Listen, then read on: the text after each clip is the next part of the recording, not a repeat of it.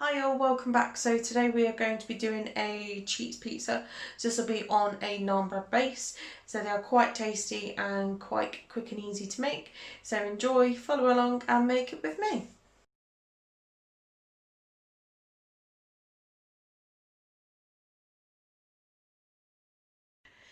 So here's a quick and easy pizza recipe for you. So it's a cheese pizza. So we've got some naan bread here. I've gone with garlic and some, I think it's parsley. Then what we're going to do is we're going to add some passata on. So I've just got a little kind of tub here. So I'm going to get that added on in a second. So just add a couple of tablespoons of passata onto each.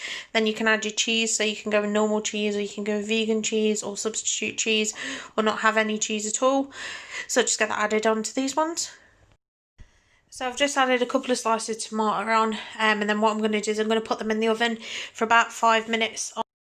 So they are the naans after they've been in for 5 minutes, so they are pretty much done. I do like mine pretty kind of like this, so I'm going to leave that here. So if you like this easy one, guys, go like, comment, subscribe. I'll see all you lovely people in the next episode. See you later.